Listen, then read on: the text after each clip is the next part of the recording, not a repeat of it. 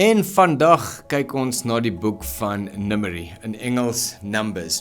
'n Baie interessante boek en een wat eintlik baie maklik is om te verstaan. Die boek Numbers, of Numeri, kry sy naam van dit wat gebeur.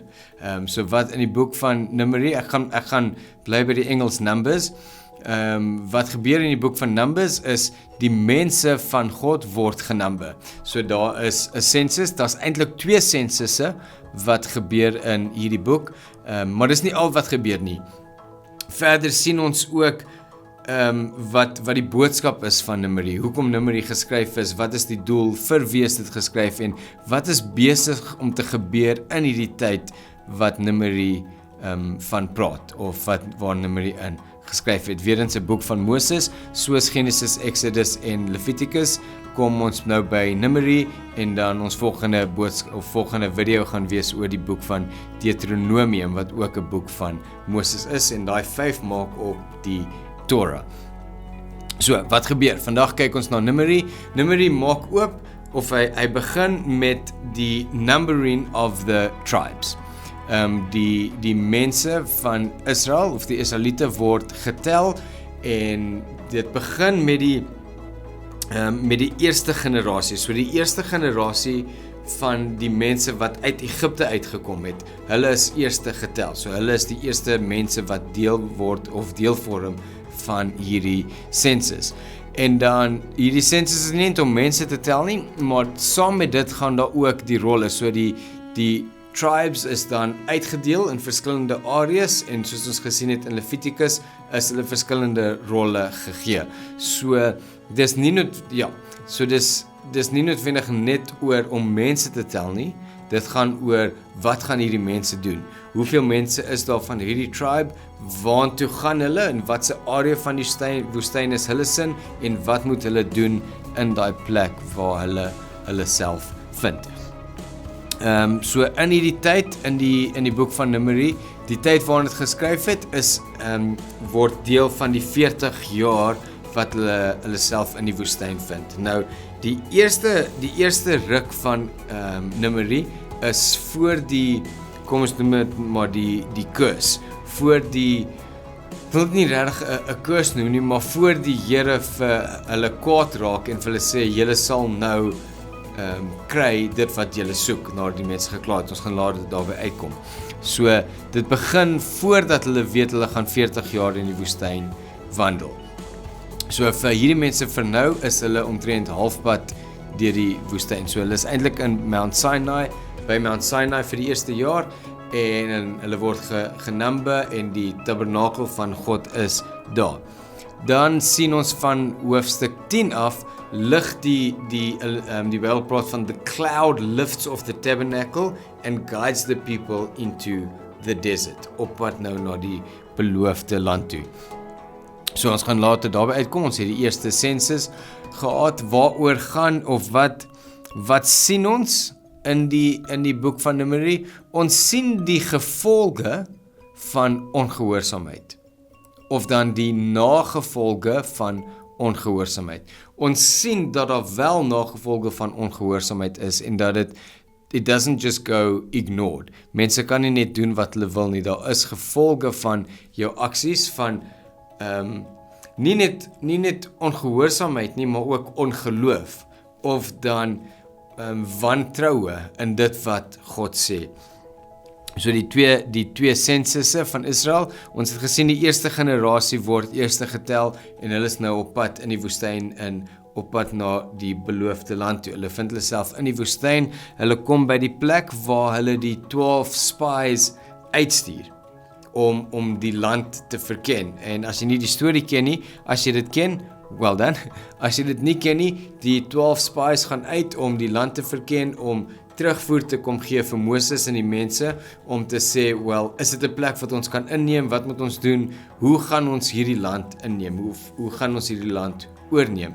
En die 12 kom terug, en 10 van hulle sê, ons kan nie, dis onmoontlik, daar's geen manier wat ons in hierdie plek inkom nie. Ja, ons erken, it's a land of milk and honey, ons erken, dit is 'n wonderlike plek om te wees, maar no way, Daar's geen manier wat ons dit kan doen nie, en daar's net 2 van die 12 wat uitstaan en sê, maar God het gesê.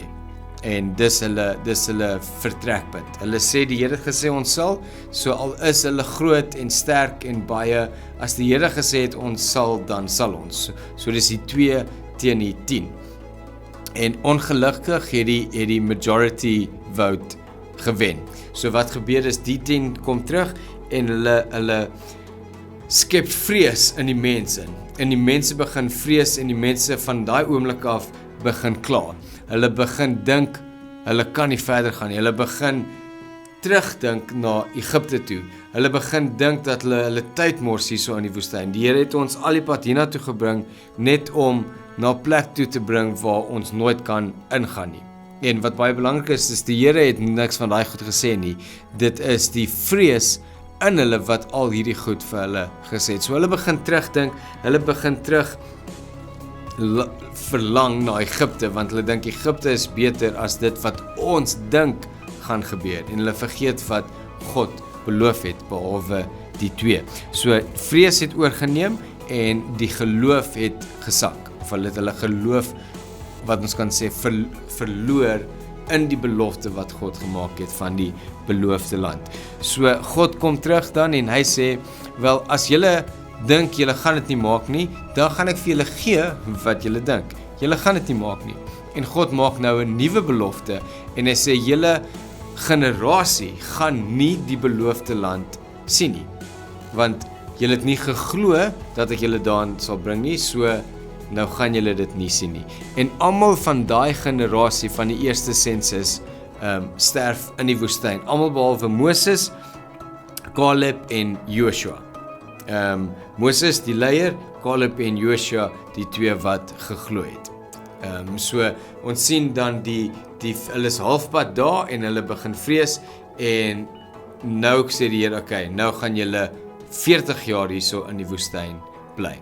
Okay, let wel, die aanvanklike plan of die aanvanklike journey was nooit 40 jaar nie. Ons dink soms dat dit van die begin af 40 jaar sou vat om daar uit te kom. Nee, dit was nooit die plan nie. Hulle was halfpad daar en toe het hulle getwyfel en toe het hulle hoop verloor en toe het hulle begin vrees en toe het hulle journey 40 jaar geword. Hoekom 40 jaar? Sodat God se nuwe belofte in vervulling kan kom, dat daai hele generasie sal sterf in die woestyn sonder om die beloofde land te sien. As dit net 2 jaar sou gewees het, dan sou die enigste manier hoe die Here dit sou regkry om sy belofte na te kom is om almal dood te maak, soos as hulle voor hulle by die beloofde land kon inkom. So dis die storie van die eerste generasie wat genumber is, van die eerste sensus. Maar ons sien in Numeri daar is ook 'n tweede sensus wat later in die boek voorkom en dit is die sensus van die tweede generasie. Van die kinders van die eerste generasie. So dis die mense wat getel is om in die beloofde land in te gaan. Die mense wat deel gaan word van die wat die beloofde land inneem. En hulle word getel en hulle word voorberei, en ons gaan dit in Deuteronomium sien, hulle word voorberei vir die beloofde land om in dit in te gaan. En dis baie meer wat aangaan. In Numeri sien ons ook meer wette wat die Here gee, veral in die begin van Numeri, van hoofstuk 1 tot 10, is daar wette wat gegee word, maar die crux daarvan, of die boodskap daarvan is ongehoorsaamheid, en as jy oorgee aan jou vrees en die woorde van mense, het nagevolge, maar net so het gehoorsaamheid en dan vertroue en geloof sy eie gevolge, en dit is die belofte van God. En die wat aan die belofte van God vasgehou het, of dan die wat nie die belofte getwyfel het nie, is, as jy wil, toegelaat om in die beloofde land in te kom, en hulle word getel. So die boek van Numeri skep vir ons, of gee vir ons 'n record, of dit wys vir ons van a story, the stories or the events of failure, maar ook die events van genade. So ons sien hierdie twee wat nie teen mekaar speel nie, maar saam hand in hand gaan in die boek van Numeri. Ongehoorsaamheid en failure en God se genade. En nou kan ons vra, maar hoe is God se genade as hulle gesterf het? Want die volgende generasie wat getel word, het genade ontvang en hulle het in die beloofde land ingekom. Ons sien ook in Numeri die instruksies vir die priesters. Ons het geleer die priesters wat uit die tribe of Levi uitkom.